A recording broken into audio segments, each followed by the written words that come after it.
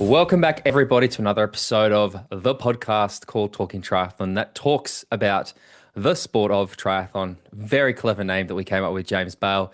That is James Bale. I am Tim Ford. I'm back. Jimbo, thank you so much for getting a replacement.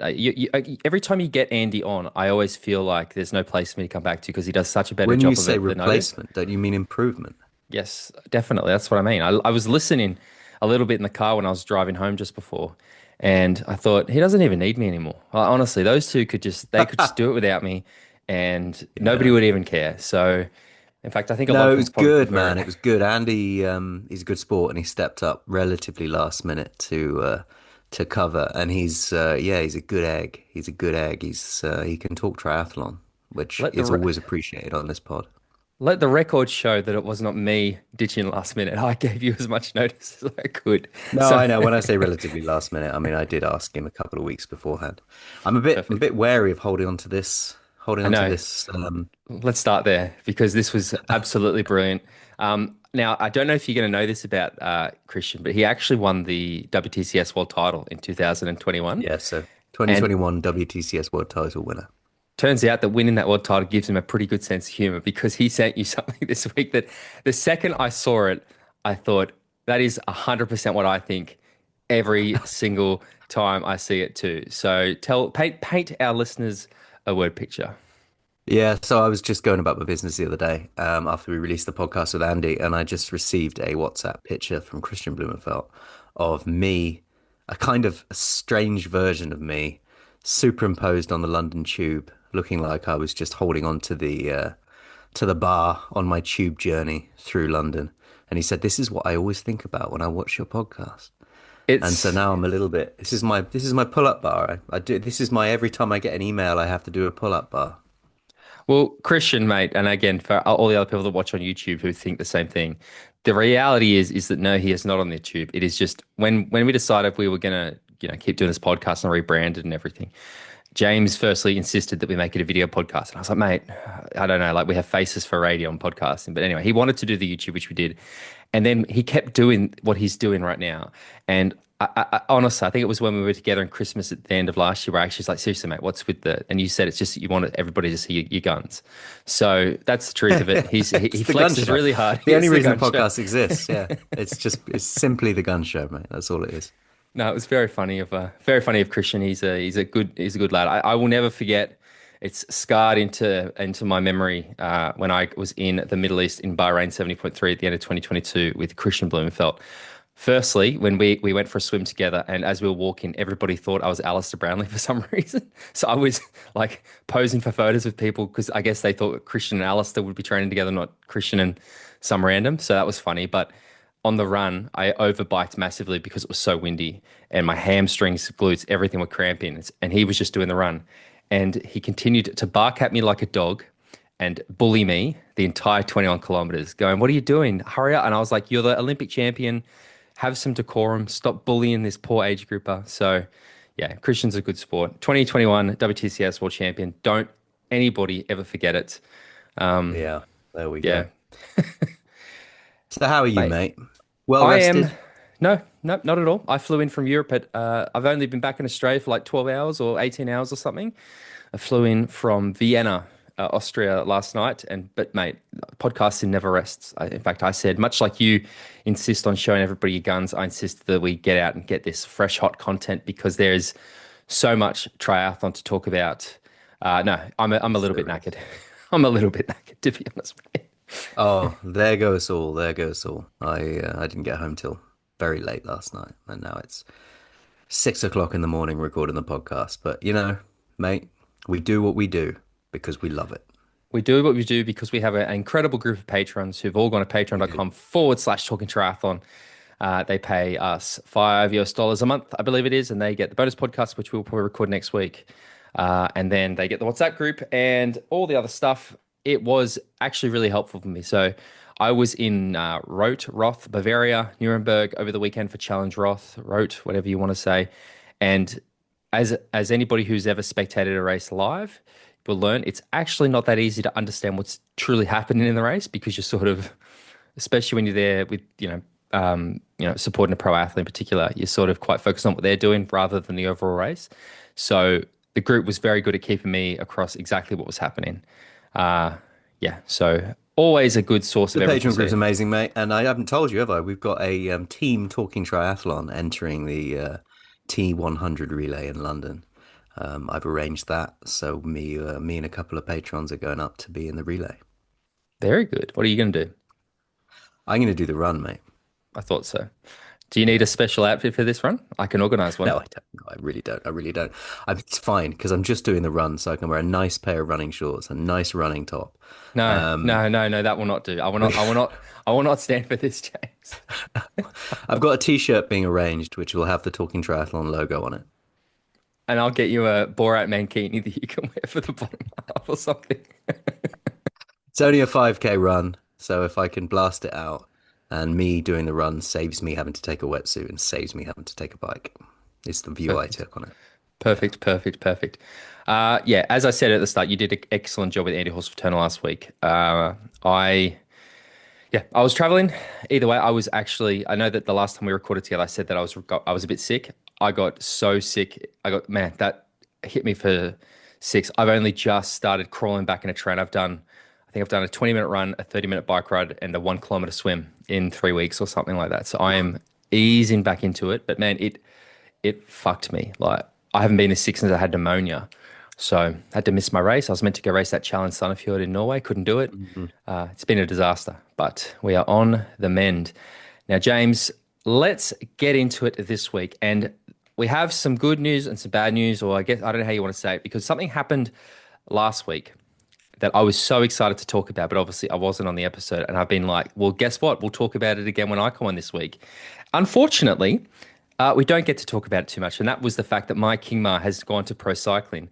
And the reason I say it's a I little bit thought you were talking unfortunate, about the age group changes for qualification across the Ironman group, mate. I know you But have that's what been you were so excited I to know talk you've about. been begging me to talk about this. I mean, people want to talk about the Talking Triathlon WhatsApp group being on fire. That I don't think I've ever seen anything set off more in-depth Fuck me. analysis. Even in a Jesus. race, I've never seen. I had to mute just pop in every now and again and see if they'd finished discussing the age group changes. No, no, I jest. I jest. I love the enthusiasm, but yeah, it did inspire some detailed chat and analysis, let's say. Well, I wanted to talk about my Kingma making her switch to pro cycling, and I've honestly been so keen to talk about this. I've sent my so many messages every time she puts up anything. I'm just like, "This is the best. This is the best." And Yeah. unfortunately, this morning I woke up to the note that she has had to withdraw from the remainder of the Giro d'Italia because she had a crash and it has done some damage to her wrist. So it's not the best news, but I still think I want to have a little bit of a chat with you about the fact that we're seeing Mike Kingma make the switch to pro cycling. I have heard a little bit about what you and Eddie Horse Turner were talking about. But yeah, mate, I mean, obviously being the biggest cycling fan in the world, definitely on this podcast, I understand the significance of it. But as always, I like to Oh, give you that opportunity to shine. I was so excited. I am still so excited. You know, the excitement doesn't end because her opportunity was there. She's a hell of a bike rider. She's a hell of a human being, and the fact that she got selected to go and ride for EF Education first and got put in the Giro d'Italia was just awesome to me. And like you, been messaging back and forth about how excited I am about it and how excited she is about it, and you know, and then to wake up the other day and her post said, sadly, my Giro ends before it would really begin. Sad face. I couldn't escape a small crash in the beginning of stage two, hit the ground and hurt my hand. Finished the stage but couldn't ride normally. I had an x-ray and medical staff assessed I could not start stage three. I'll undergo further medical evaluations for my wrist at home. Besides being very disappointed, I'm relatively okay. Thanks for all the messages. And of course, a big thanks and good luck to the team and teammates at EF Education Oatly. Yeah, it's Oatly now, not first, sorry. But yeah, so gutted for her. Gutted for her. I really hoped that she'd get the opportunity to do the whole race, you know, to be an element of that team, to bring something to that team, whatever it was. You know, in the back of my deepest subconscious, I was hoping she was going to have some breakthrough performance and just go and become a pro cyclist for the rest of her career and earn loads of money. But hopefully this won't be the end of this opportunity landscape. And that team will see the value in her and whatever she did achieve in that race and give her more opportunities going forward. I think it will be. I've never really seen this as a little flash in the pan sort of thing. I feel like we need to give a little bit more context to this whole situation because I know that very early this year, maybe the end of last year, I can't remember the exact timeline. We spoke a lot about the fact that Georgia Taylor Brown was Yeah. sort of potentially switching. And at the time, I didn't realize Maya was doing the same. But it turns out that both Maya and Georgia both went to the same EF camp. And here we are, what, 6 months later, Maya's now riding for them, and Georgia's, I signed her for the Super Tri Crown racing team, for example. So it's interesting to see you call it like a sliding doors moment, I guess, the way that those two paths have one has continued forward down the cycling journey, one's come back to triathlon a little bit more. I really wouldn't be surprised if we see Maya fully switch to cycling. She's had so many challenges with running over the last few years Yeah. that plus she's just so fucking good on a bike.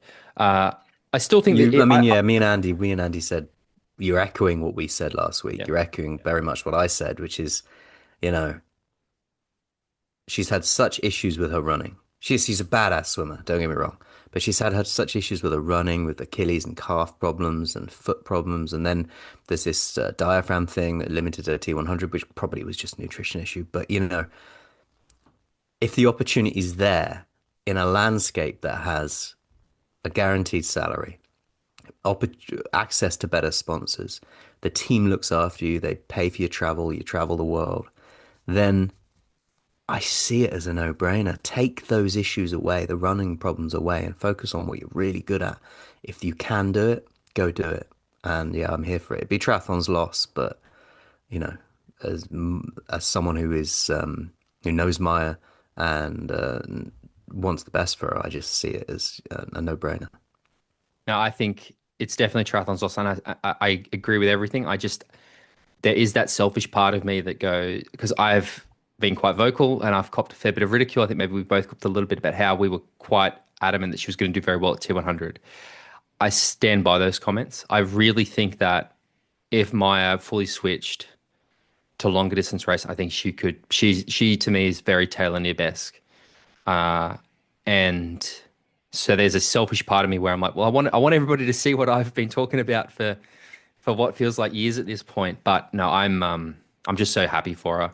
And yeah, I hope that the injury isn't too serious. I hope she recovers, and I hope we see her doing much, much more for the team in the coming years. So yeah, Yeah, do man. do we need to actually talk about what we joked about just before, the changes to the Ironman No, age group racing? no, no. I feel like we should touch on it. I think we should touch on it a little bit, just because all right. Iron give Man the have people what they changed the want. way Iron Man have changed the way that qualification works for their world championships. So basically, my understanding is that it's now, it is now. Can you get up something about it? Because otherwise, we're going to be absolutely crucified. But the winner of every Yeah, age yeah. group gets a slot, and then the rest of it goes into a pool, which Be is careful, mate. They're taking this very seriously. If you uh, get it wrong, you're in trouble. I'm nervous about it. My understanding is it goes into a pool of athletes based on their time. And then it is divided relative to the performances based on an algorithm, I think is my understanding. Yeah, so basically they've made a series of changes, which means that um, the selection for world championships is much more performance based than predetermined slot based. So what you'll find, what they're hoping for is that there'll be a increase in competition at those world championships because the athletes selected will be there. Not when I say on merit, I obviously anybody who earned a slot for a world championship has earned it over the years. I'm not disregarding that, but what I'm saying is you'll have you'll have a closer selection, a more competitive field, hopefully at the World Championships, and it gives people a bit more of a fighting chance, I think. Now, does this apply to both 70.3 and Ironman, or is You're it just taught, Ironman? you're questioning me like I'm the expert on Well, the I was hoping, on this fucking belt. I was hoping while I was introducing it, you'd quickly, you like, like the, you know how like Joe Rogan has that guy that sits off camera and like looks up everything Yeah, while yeah. he's talking. Yeah, no, yeah, it's 70.3 and full, I think. So I feel like one of the things I know that when they came out and they just made the decision to move back to Kona for Ironman World Championships, they were talking about they've realized that they'd inadvertently made it a little too easy to qualify for world champs. And they've also identified that people sort of want to tick that box and then they tend to leave the sport. I feel like a lot of people are going to say this is good, it makes it more competitive. And I completely understand those arguments.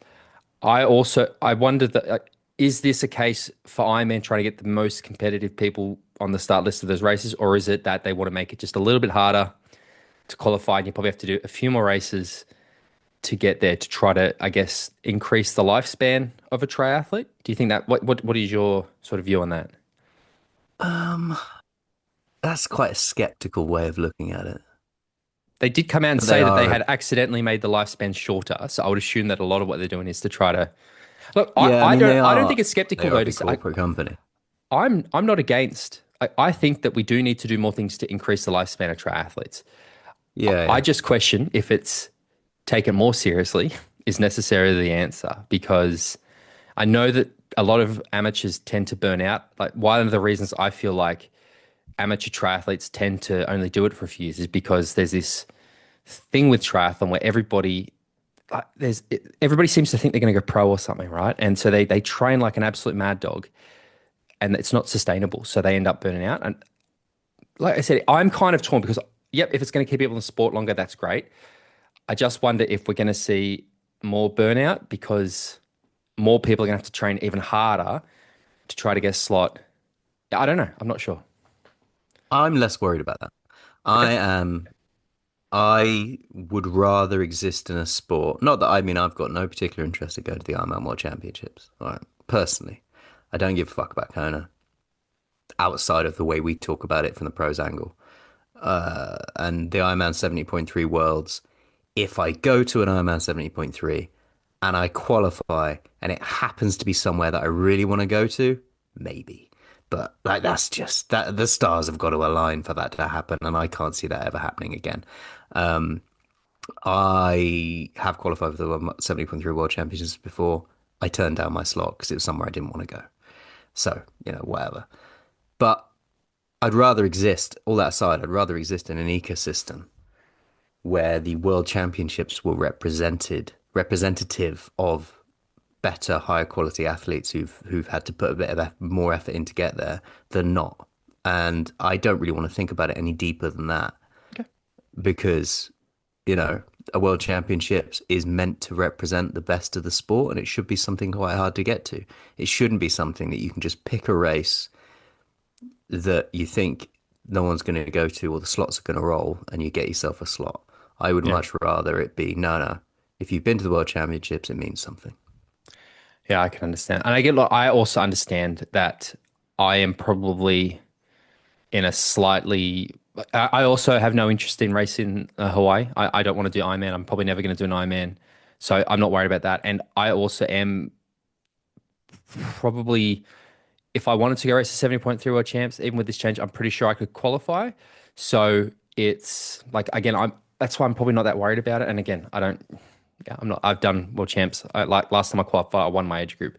So, uh, yeah, I just think, I mean, there's other logistics, especially around Kona, where I know that a big problem we see in Kona is the drafting. And a lot of people have said that's because you have through the rolling starts or the wave group, you tend to have a lot of more athletes similar level, so there's bigger packs. I think that's going to only be amplified by this. If you're going to have an even tighter group of skill levels, I think we might see more drafting. But again, I know I just wanted to talk about it because again, I saw literally that it is probably one of outside of a race the biggest topic that's happened in our WhatsApp group. Again, I should have done a bit more. Again, the reality is I'm not really that fussed about it because it doesn't really seem to impact me too much at the moment. But yeah, anyway, what's next, Jimbo? What were you going to talk about next? Well, I was going to say, I mean, off the back of the changes at the Ironman World Championship qualifying, we also saw a big change this weekend, and you'd have seen it firsthand, and that was that Scott DeRue, Ironman head head guy, was over in Roth at the invitation of Felix. Correct. Now, I saw this on an Instagram story on Belinda Granger's channel, actually, funnily enough, when I was there. And I at first had to like recheck what I was seeing. Like genuinely, I'm like flicking through and I saw it. I went, no, that's, and I kind of went back. I'm like, hang on, holy shit, what the heck? It was honestly such a shock to me to see the CEO of Ironman at Challenge Roth. And what a positive for the sport, man. Yeah, it really is. I mean, for years it's been this kind of unacknowledged adversarial kind of relationship where I wouldn't even say adversarial actually. I would just say Iron Man just didn't acknowledge that challenge existed Mm. more than anything. Yeah. And apparently Felix and Scott had been chatting, and Scott had said it'd be nice to see you in Hawaii. And Felix said, "Well, you've never visited Roth. It'd be nice to see you here." So Scott took him up on that invitation and came over to Roth. And apparently Felix is going to go to Hawaii. It really feels like something. I mean, I know I talked about this. I can't remember I talked about it on air, off air, wherever everything blurs. But I know that last year when I was at races, all the staff that I know at Ironman were talking about the change because I think Scott had just come into the top job then. And there was this sense of optimism amongst everybody that I spoke to. Like, I had people say stuff like, we're finally doing what we thought we should have been doing all along, and we're finally allowed to meet the standards of what we're like. I really do feel like, I mean, even the stuff like the acknowledgement of the mistake of trying to switch split the world champs and the change that you love so much that we just spoke about, like it does feel like it's a new time for Ironman, and it does feel like what Scott DeRue is doing seems to be for the better of the sport overall rather than just Ironman, and it's refreshing, mate. Like to be honest, and I mean the Yeah, other thing, even we talk a lot about the broadcast in particular, but we're seeing practical steps this year taken by Ironman to try to improve it too. Like in the past, we said it, we thought we were shouting into a vacuum. It actually feels this year like some of the things that not just us but others are saying as well are starting to be heard and acted upon. mm, Like the fact that we're yeah, seeing Will agreed. McLeod do commentary, the fact that others aren't on the commentary as much anymore, the fact that we're seeing more rotate, like I just do feel like things seem to be shifting at Ironman for the better.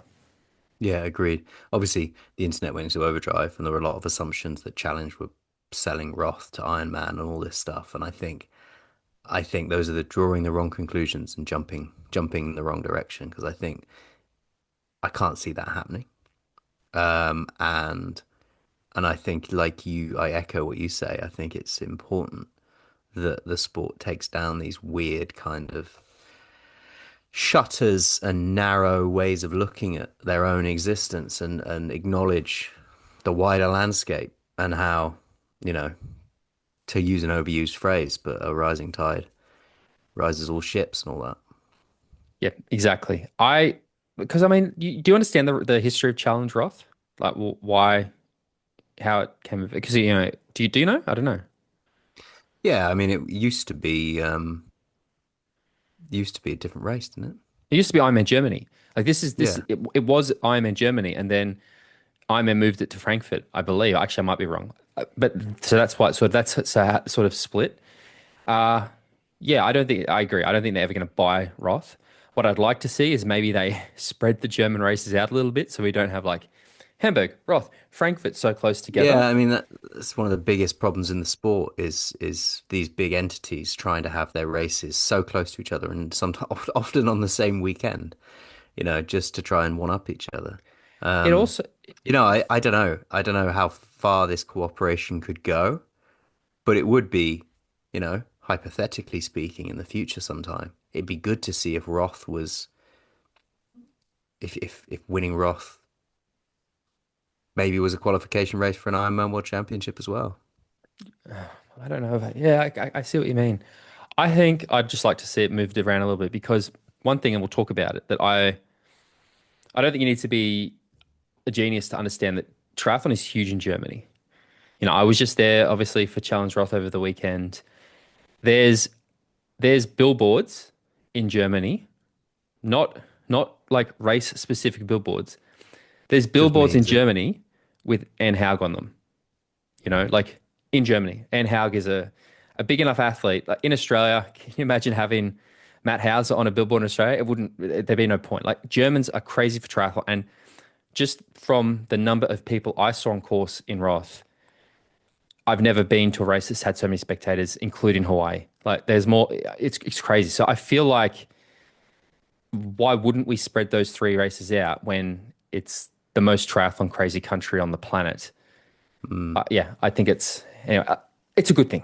I think that's the main thing we want to talk about here is the fact that it shows things seem to be sort of switching for the good, and I hope it leads to more good stuff. And yeah, I echo what you said. The rising tide lifts all ships. And one of the things I've said a lot of times before, and I've said it maybe on the show, I know I've said it to people I've spoken to, is I heard this interview years ago with Phil Spencer, who's the head of Xbox, which for people who don't know, Xbox is a video game platform. There's like three big ones: Nintendo, Xbox, PlayStation. And sort of similar to triathlon, there was quite this adversarial approach between PlayStation and Xbox. And Xbox were like, no, we don't want to play that way. And I heard him say in this interview, he's like, instead of everybody trying to maximize their piece of the pie, why don't we just make the whole pie bigger? And I thought that's such a better, even if your slice stays the same percentage, by growing, everybody gets more. And I think it's just, yeah, that's the same thing with Yeah, triathlon. agreed. Agreed. If the big stakeholders in triathlon could not be fighting with each other, then we, as participants in this landscape ecosystem, would benefit. Exactly. The amount of Exactly. times in the last however many years, I've been doing triathlon for 20 odd years now, but the amount of times two races I want to do are on the same weekend. And I've been like, oh, I can't do that then. Or they're right next to each other, or right after each other. And it's bemusing to me. It's like, yeah, every year. And in fact, it doesn't seem to be getting less, it seems to be getting worse. I know I spoke about it when T100 announced their Gold Coast race. I've been living it with the Super Trust stuff that I've been trying to organize because I've, been trying to find that and the clashes that has with WTCS racing. The whole thing's an absolute schmozzle. So, yeah, we need to give each other a little bit more breathing space. And yeah, anyway, I think it's So positive. nice transition from age group Perfect. racing in Ironman to Ironman being in Roth.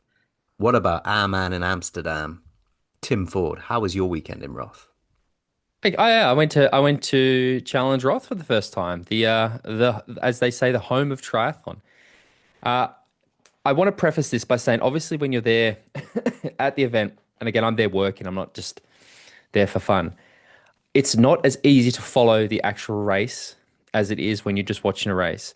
So there's a lot of stuff that I'm actually not. Obviously, I know the results and things like that, but I can only, I guess, talk about what I saw from the racing.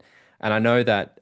So anyway, I just wanted to preface that because it's not like I didn't watch it. I watched it. It was just on the ground is a little bit different. But I can certainly give some thoughts about the whole thing. And I want to start by saying a huge thank you to Challenge family, in particular Victoria, the head of marketing, who on race day helped me get into the press bus to make my day a lot easier, getting around course, getting to see all the top spots and everything. So also I got a pass, so I was able to go places and do some things. So I just want to say a big thank you to those guys. But the going there, everybody hears about Roth as the biggest triathlon, it's this big blah blah blah blah blah blah. And I got there, and Roth is, I cannot emphasize this enough. Roth is an ink spot of a town. It is tiny. Like, I was still expecting it to be more than it actually is. It's so little, like so little.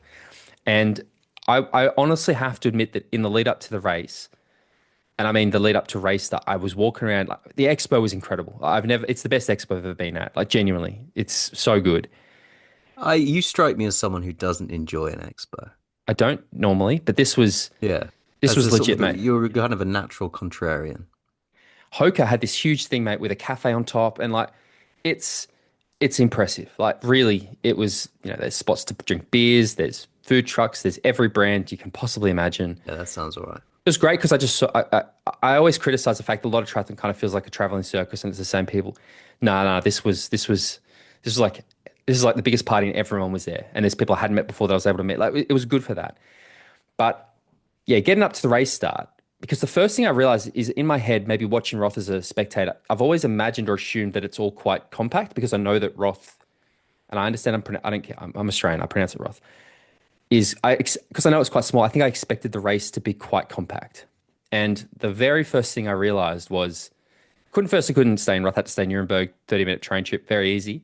but you get off the train, it's almost 2 kilometers from the race site. So I'm like, okay, well, I'll walk there. And then when I had to go to a homestay that one of my athletes was staying at, it was like a 40-minute walk. Like it was a lot more spread out. And then the swim start is like 10 kilometers away from, genuinely like 10 kilometers away from the finish, the race zone. And then like Solberg Hill is miles away, and like Chi-One's, I was just not prepared for it. And in the lead up to race start, No scooters available. Scooters no, make things easier. no, mate, no, honestly, even on No, the okay. stuff, it's like bring a bike, ride. I wasn't getting it. I think like I was like, yeah, there's a lot of people, and okay, it just wasn't lining up with what I sort of had perceived it to. And then when I tell you that the moment that race started, the way that it was like a physical force, mate. I've never experienced anything like it in triathlon before. When that race started, the noise, the music, the hot air balloons, the canal, the announcers, it was a physical reaction to this race, and I instantly understood. I instantly understood what it is about this race that is so special. And all day, every place that I went on the course, as I said, I got to go from first I got to spend a lot of time with Bob Babbitt, which was probably my highlight of the day because Bob Babbitt is Yeah, he's a nice guy, isn't he? one of the greats. So, but I went from the swim start, watched them do the swim, watched them come out of the swim, went on a bus to Solerberg. So I spent a good 2 hours at Solerberg. Unbelievable. Like, so everywhere I went on course, everywhere I went, there was just people fucking everywhere, mate. Like I've been to Hawaii a few times. I've been to Nice. I've been to lots of different races. I've never seen anything like this. It was, it was ridiculous, like truly ridiculous. I was in the stadium thing they built. I always thought it was like, I don't get, it's like the Colosseum in Rome, mate. Like there's so many people, there's fucking flames going off as people are coming around to finish. There's music pumping. I get it. As a spectator, it's not the easiest. And again, I understand that the experience isn't for the spectator. I think if you're an athlete, this is a race you have to do. If you want to do Ironman, I think you have to add this to your list. I get why everybody wants to do this race. I understand it, and I do understand what it is about this that is special. It is a physical feeling you get when you're there. Like it's something magical. Uh, yeah. So I guess I just want to preface everything we talk about the race by just talking about my experience there because it was yeah, it turned me, who is naturally probably a bit skeptical about most things, but it really did wow me, like big time. I was probably wowed by this race. Yeah, that's cool. That's cool. I'm glad to hear it. I'm glad to hear that the on the ground experience lived up to that I got kind yelled of. at a lot. I Oh got yeah, yelled at. what I for? got yelled Going at the by wrong lots of way. mate. Fucking I got honestly. I've never been screamed at that many times. I think I got screamed more times in Roth than I have probably in the last 30 years of my life. Like I got What were you doing wrong? so one of the things that they do is because there's no special needs at I Challenge Roth, pro athletes are allowed to have a person give them aid, their own aid in aid stations. And I think because they just assume that anybody who goes in there is like doing the wrong thing. So anytime you go anywhere, and I had the pass and everything, but you just get, it's not like, hey, excuse me. It's just like yell, blah, and every time I was like, no, I've got to wave my pass at them or something. It was just very, yeah, it was, I honestly, I got screamed at one point and I just went like, at this point, I was so sick of trying to like, with no German explain, I just kept going. And this woman just kept screaming at like I could feel the spit coming out of her mouth. She was screaming at me this, like, it was just very intense. But yes, let's talk a little bit about Challenge Roth. Yeah, man. The pro race played out. And should we talk about the men's race first or the Let's do women's it. race first? The men's All right. race. So Jonas Schomburg treated this race like he was racing out of T2 in every race he's ever done. And mate, I love it because he just, what was he? He did a 46:19 swim, a 4:02:48 bike, and then 2:40:01 run. Only being caught on the run by Sam Laidlow, who was making his way up through the run course. And so Sam Laidlow won it ahead of Jonas Schomburg, ahead of Jan Stratman, ahead of Vince Louis, ahead of Frederick Funk. Um, my podium picks almost came to fruition there, mate, to be honest. I know that when he was added, when Jonas Schomburg was added to the start list, I messaged you and I said, I think this guy's going to rip this race apart. Mm. And while he didn't win, I think that's exactly what we saw happen. I think that Jonas Schomburg ripped this race to shreds. And Yeah. it wasn't just, I feel like the swim power in this race, the Henry Schoomans, the Jonas Schomburgs, the Lucas, I can't pronounce his last name, but the Vincent Louis, like the fact that we had so much swim power, we're talking a low 46-minute swim. Henry was first out of the water, 46:17, I think. Non-wetsuit. It's diabolical, mate. Like it's such fast swimming. And then, yeah, Jonas just absolutely gunned it. I think I saw in an interview somewhere that Laidlow actually thought that he was leading the race for most of it on the bike. He didn't realize that Jonas was a couple of minutes up the road from him. But yeah, sounds like from all reports a really exciting race. I know that on the canal when I was out there, I saw I saw Jonas come past. He didn't look he just looked comfortable, like he was fine. I saw Sam. I've seen Sam run enough times. He just didn't look. He kind of grimaced, and I thought, oh, he does not look. He's not looking great.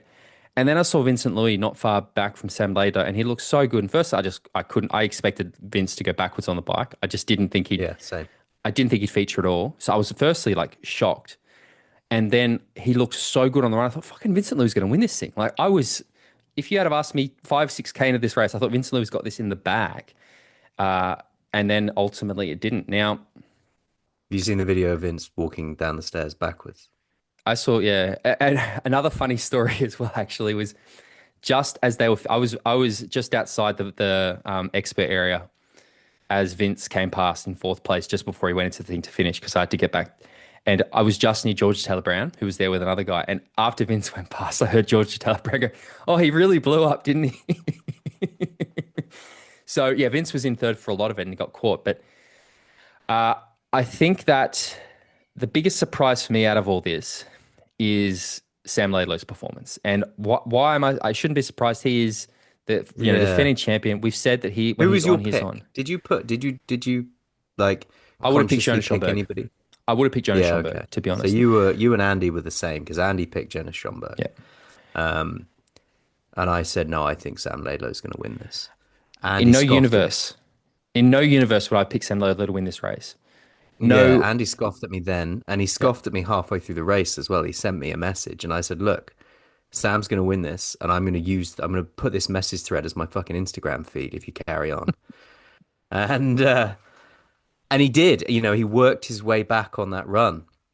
He was just, in my opinion, just looking initially on the start of the run. I did have a moment of doubt, but watching him just slowly reel him in, and then make the pass. Now, because it obviously wasn't race day that made me think he was going to win it. I just Sam Laidlow is a strange man, and he has strangeness around him, and I just had a feeling that despite all the turbulence that he's had in the last however many months, I had a feeling that this race was going to come good for him, and then as I still have a feeling that Nice will come good for him. yeah, yeah. And that's what it's funny because that for everything, I find Sam Laidlow to be such an enigma in the sense Yeah, that enigma's a better word than strange, probably. I look back to 2023 when he won, and it was heat stroke, it was COVID 2 times, it was a torn calf, it was everything. Like I honestly, Sam Laidlow, like we look at Tim Don's incredible comeback from the Halo. We've looked at Jan Frodeno's comeback. We have all these comebacks. Sam Laidlow seems to have had more comebacks, and this is one of the what do you do? 7:29, one of the fastest Ironmans in history. Everybody's talking about the Norwegian program or the Norwegian method. Fuck the Yeah. Norwegian method. Lionel Sanders is about to go 10 hours of training a week because he's jumping on the Laidlow bandwagon. Because if Sam's Yeah, come out yeah. saying he's 10 training hours 10 of hours a training a week, week and set fire to your garage. I just can't understand it. Honestly, This is what I it's mean. It's not just perplexing. it's not just the illness and the injury. There's this It is such an impressive performance from Sam Laidlow. Like honestly, and I'm yeah. not suggesting that anything is. I'm not trying to say that. I am trying The to say man that lives in a lightning storm. in the context of everything that this guy. It's like when you used to talk to your grandparents and they'd be like, back in my day, I had to walk 16 miles barefoot uphill both ways in the snow every day to school. You hear that and you're like, fuck. Sam Laidlow's going to retire at the end of his career. He's going to go, I won 10 world championships and I had to do it fucking one footed. My kit broke. I had no wheels. They had to put fucking rocks on. Like, it's just Yeah, ridiculous. yeah. I said it after his niece. I said if he continues to race this way, nobody will ever beat him again. And then we've sort of not seen it. This is another one of those performances where it's like this is the Sam Laidlow that won Roth. And what I find so impressive about this performance from him, so impressive about this performance from him, is he didn't win it the way we normally see him do it, which is get to the front of the bike, No, rip no. it, and hold on. He raced what I think is a very, very mature race. He said he didn't know that Schoenberg was off the front. Okay. But he he backed his run, second fastest run of the day. And the fastest was Matt Hansen ran a 2:28 marathon, by the way. Absolutely bonkers. Man, it's just such an impressive result from Sam Yeah, Laidlow. look, Like if you've had the journey he's had and you've been sick, you've been injured, you've been lame, your garage is on fire constantly, you 10 you hours a week need training. 10 hours a week training, yeah. And then he went into this and approached the race in a much cleverer way than I think we've seen before. Like when we saw him in Kona last year and he blew up, that was him going, I bike like fuck, and then I hang on the run. The the intelligence that he raced this race with was far and above anything we've seen before Mm. if he was in the position he's been in. And that is to, controlled swim, controlled bike, and then just work his way up through the run and almost slow down less than everyone else on that run. And yeah, I think that race strategy really paid off for him. It's just blew my mind a little bit. I mean, it didn't blow my mind because I'd picked him to win because I had a feeling he would win. But then when that came to fruition, it actually became reality. I'm just like, this guy and his 10 He's an hours a week enigma. and his illness and his yeah. Honestly, I say if he's only if he's only trained 11, what the he honestly almost makes us all question what we know about the sport, right? Because it just seems like it's incredible. It's so I mean, look, you always say to people I coach, if they get injured or they get ill and they have some forced downtime, I always say, don't panic. Your training's still there, your fitness is still there, and you are currently having a forced period of rest, and you're going to come into your next race feeling more refreshed than you would have done. It's forcing you. But this is like that times 10. 5 months because it was Yeah, yeah, post that's what I Kona. mean. It's like Yeah. there's only so far you can hang your hat on that. But then I mean he's been training forever. He's got so yeah, it's just really, really interesting. Good Really on him. Like I interesting. said, well, Yeah, it's a yeah. masterclass performance, right? It just shows, yeah, I think that, Clever. Clever racing. yeah, very, very backed himself. Vincent Louis, I thought was going to be absolutely terrible at this race. Like, truly, after what we'd seen him do at the T100, I expected nothing of Vince, nothing. I picked him for And third and he came fourth and he almost came third. again, he really impressed me. Vincent Louis really Mm. impressed me. I think that's not surprising to see him blow up a little bit at the back end of the run. I heard people were talking about the fact that apparently he was running like over 50K every Sunday in the lead. Like, he's really been focusing on this race. Uh, oh God, I just want to see Vince do like. I think that most people seem to sort of. It's very rare to see people get their first Ironman right. Like even someone like Magnus Ditlev we saw come second to Benny Hoffman, and again sort of fall apart a little bit in that sprint finish at the end. I think that if this is the huge positive step, and it also shows, I think that the difference between the 20 and the 12-meter draft zone or whatever it is as well. But no, Vince impressed me. It was good to see Danny. I mean, I saw Danny on the run. He didn't look comfortable, and all reports were he looked a little bit. Oh, he was in really good form. Sorry, like he was in pretty good shape in the lead up to it. But yeah, he sort of didn't look super comfortable in the run. But he was still where was he? Sixth, seventh, top Yeah. five. Yeah, yeah. Sorry, he was seventh. Frederick Funk on debut, another great result from Frederick Funk. He also didn't swim well as some of the others. Rode himself through the race, and then was really good on debut. Matt Hansen, mate. Honest, so he has now run a 2:30 and a 2:28 in his last two Ironman races. Cairns in June. A couple of weeks later, he does this in Roth. It's it's ridiculous. And yeah, he wasn't. Spoke. I mean, he had the 37th fastest bike, the first run, 23rd fastest swim, mate. 2:28 is absolutely motoring. This guy is crazy. Went through the first half marathon in 1 hour 12. Like, Jesus Christ. Just so impressive. And obviously, I have to talk about some of my guys.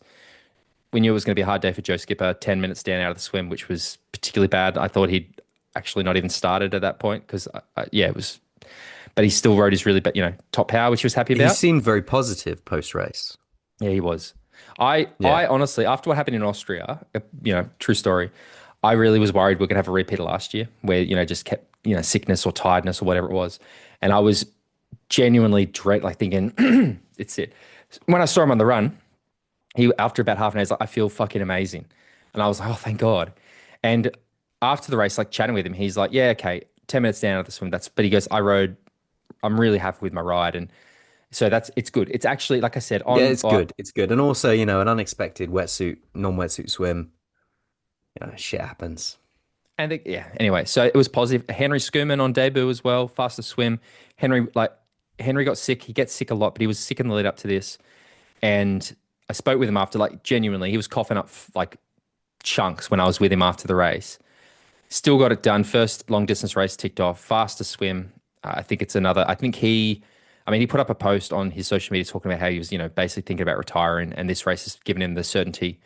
I think it has. I had a good chat with him about it. He sees the future of, like, he sees his potential in racing Ironman.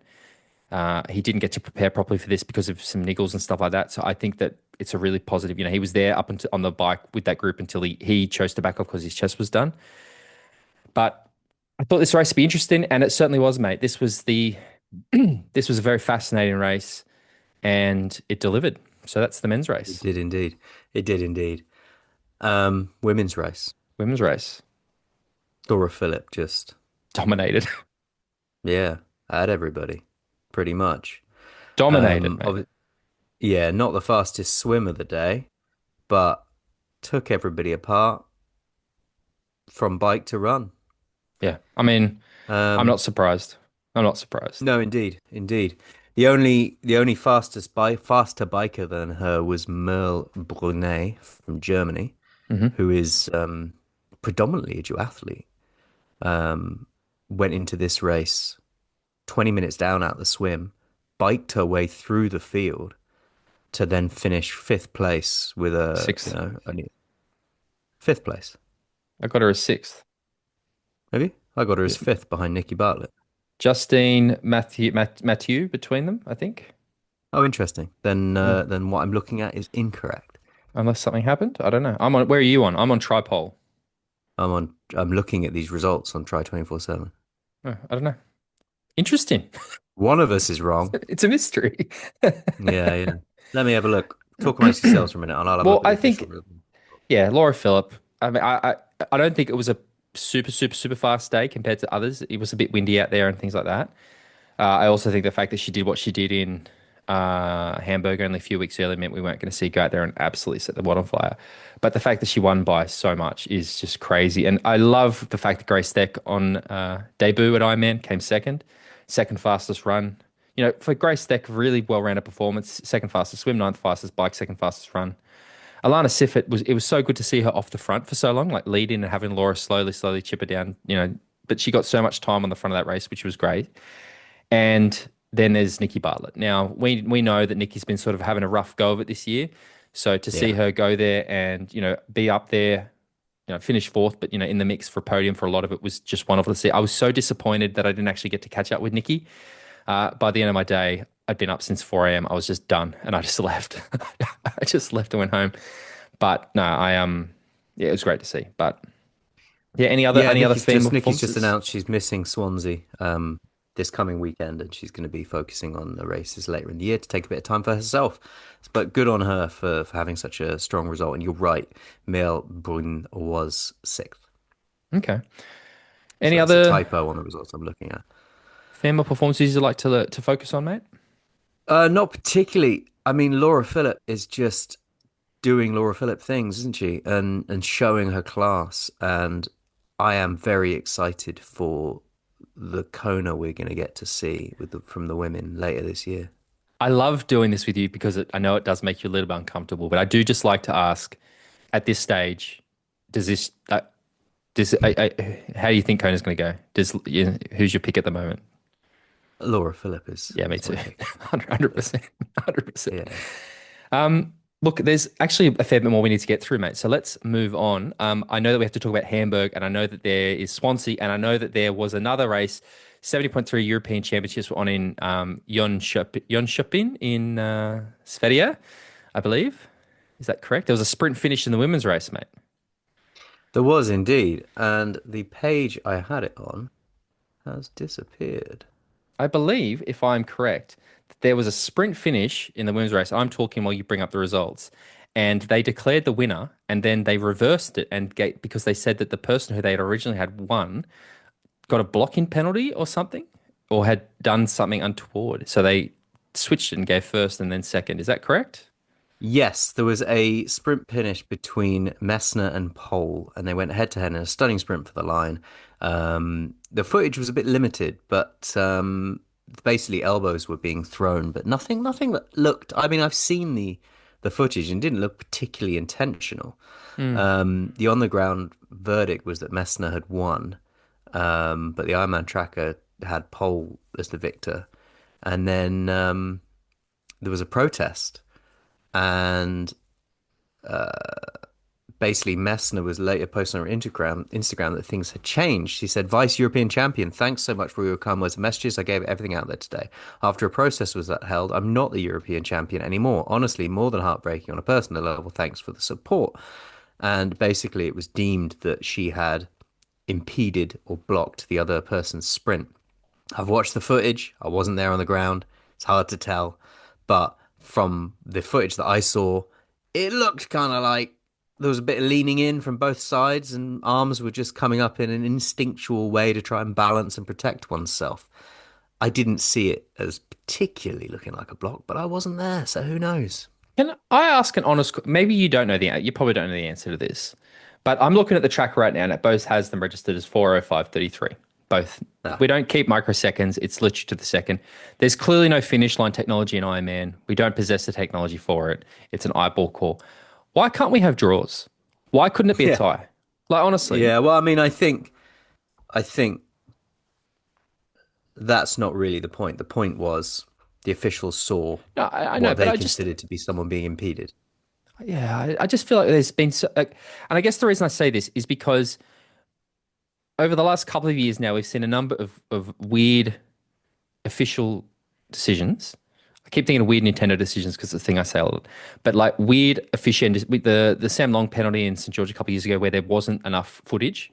I even think to the Magnus Ditlev penalty from a couple of weeks ago in Frankfurt. Now, something that again, even talking with the pros and people in Roth, because I still don't understand if the incident with Magnus was purely that moment in the aid station, or if I've got a screenshot on my phone that was sent to me by several people of Magnus coming out of T2 with an official showing him a yellow card and him looking at, he's got his head turned at the yellow card. So there's just been so many decisions Yeah. that impact results lately where because they don't seem to possess the suitable technology to officiate properly, we're forced to rely on eyeball calls, and then the human element seems to either be overturned or like a decision like this. I Yeah. mean, I'm not saying anything new, Ironman but clarified and said during this Sunday's Ironman European Championship final, there was a photo finish between Messner and Pole and the two lead women in which Messner was initially awarded the first place. Following the race, Pole submitted an official protest citing she was blocked by Messner in the final meters. The head referee accepted the protest and convened the competition jury to review photo and video evidence. The jury ruled that Messner impeded the forward progress of Pole, and subsequently the result was adjusted so that Pole was declared the winner with Messner in second place. As they were at the finish line, no yellow card time penalty 30 seconds was enforced, as it would not have impacted the results of any other athletes. It didn't look like it, I'm not but convinced. we only get one angle from one camera feed. So, Yeah, and yeah. when you're sprinting for a finish line like that, even if it did happen, I would imagine it wasn't intentional. It was more of a instinctual get yourself to the line as fast as you can, stay balanced, and try and keep someone else away from you. I would certainly not think anything was done maliciously. Yeah, look, Carolyn Pole first place, 4:05:33. Second place, Lena Messner, 4:05:33. Third place, Natalie Van Coulverden, 4:06:44. In the men's race, the winner was Fabienne Kraft in 3:35:37. Second place, Sam Dickinson, 3:37:06.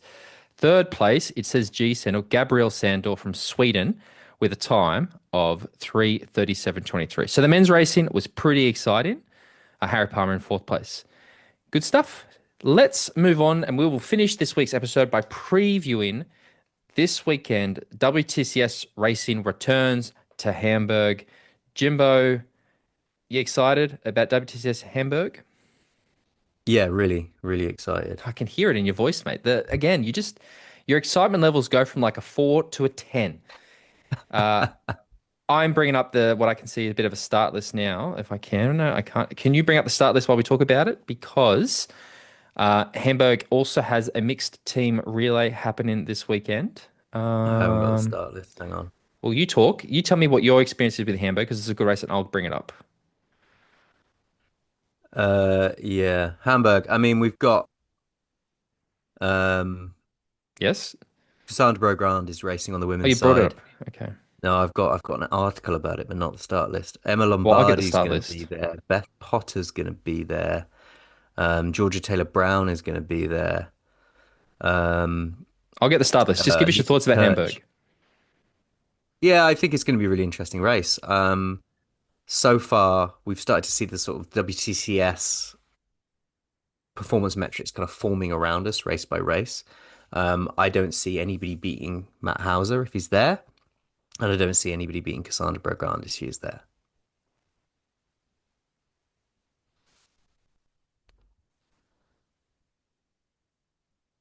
Oh, Gwen Jorgensen's going to be there as well, I think, and Taylor Spivey.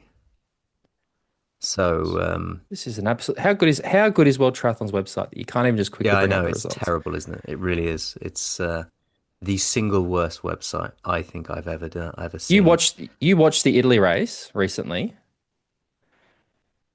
Was it Algero? What did you think? Yeah, I mean, I feel like that was we spoke about how good the broadcast was. Are you expecting to see something similar? I hope so. I think WTCS, we've been seeing their broadcasts go up through the gears a little bit of late, and I would like to see that continue.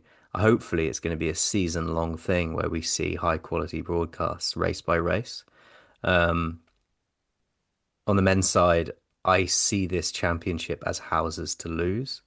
I think this is his year, and you're looking Okay. bemused, mate. Are you Oh, really because I struggling to brought it up find the and it was start the list? fucking mixed team relay. Anyway, Matt Hauser, Miguel Hidalgo, Vasco Velasco, Ricardo Batista, Charles Paquette, Luke Willian, Roberto Sanchez Mentacon, uh, Songa Lehman, Ben Dijkstra, Tyler Mislachuk, Brandon Copeland, Hugo Milner, Chase McQueen, Dorian Connix.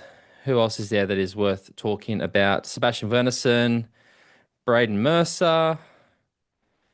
That's the men's. So you've got the big couple, Miguel and Matty Hauser and Vasco Velasco, who are in the lead for the men's overall. Good to see Tyler there. And then the women's, Lisa Tersh, Gian Lahair, Rosa Maria Tapia Vidal, Beth Potter. We haven't seen Beth do a lot of racing. And interestingly, the Super Tri teams have been announced for this year without Beth Potter on them. Leonie Perriot, Bianca Serra, Jeannie, Tilda Manson. Anyone else? Cassandra Beaugrand is there. Gwen Jorgensen, as you said, had a crash. It sounds like in the lead up to she crashed in a race, but she seems to be okay. Taylor Spivey's there again, Sean Rainsley. So it's yeah, a lot of the big names. Emma Jeffcoat is Yeah, there it's a again. stacked field for what we're seeing this season. We're seeing all the names we would expect to see this season there. And yeah, for me, I just think the form athletes, obviously there are plenty of names that could win this race. The form athletes are Matt Hauser and Cassandra Beaugrand. I can't see anybody getting past them. I think it's going to be interesting just because we are starting to get towards, I guess, the business end of the season. And I know that, like I know Hauser, for example, we reached out to Hauser about racing Super Tri for us. He's all in WTCS. I would have, like I said, Beth Potter's kind of not done much this year. Like she's been at a few, but not really. So I'm always curious to see what she does. Jean Lahair has been in really good form. So is Lisa Tersh. Lisa Tersh is not racing Super Tri, I don't believe. So like, yeah, it's interesting to see what everyone's going. But I'm going to pick the same Cassandra Beaugrand and Matt Hauser. I just think that, yeah, it's not that big a. I think Tyler again. I know I'm biased, but I always want to see Tyler do well. I could see He's him. doing all right. He's He's doing doing all all right. right, isn't he? He's He's doing having race. these little He's having a good moments little of year. like, mate, good on It's you. true. Look, mate, we have done so well for time. I know you've got to go. That's why we are rushing a little bit. Yeah, you are away next week, James Bale. We are going to get a one or Yeah, two so I mean, I've got potential. 10 more minutes. It's fine. Okay, I've cool. got 10 more minutes. Ironman Swansea. I'm going to be on race. I'm going to be at the race course. I've just received all my accreditation for the race weekend, so I'll be floating around there. Gonna rock up there on Saturday and then watch the race on Sunday. I think it's going to be an exciting race. It's the first time it's a Pro Series race. So we've seen a slightly heavier field turn up. On the women's side, you've got Nikki Bartlett, Kat Matthews, Danielle Kleiser, Lizzie Rayner, Hannah Devet, Anne Reichman. Who else we got on here? Various other people. I know that Laura Addy is not racing anymore. She's Who's dropped out Laura of the Addy? race. Just someone who was on the start list and now isn't. Okay. On the men's side, Harry Palmer, Magnus Ditlev, Mount Leon Magnus is out. Chevier. No Oh, of Magnus. course, yeah. No, sorry, yeah. I got a message from Magnus actually telling me that. Leon Chevier, Sam Dickinson, Matt Collins, Andrew Horsfall Turner, Kieran Ollie Linders. Turner, also going to be there. One of the OGs from Super League back in 2017. He was, wasn't he? Forgot about that He guy. was, he was indeed.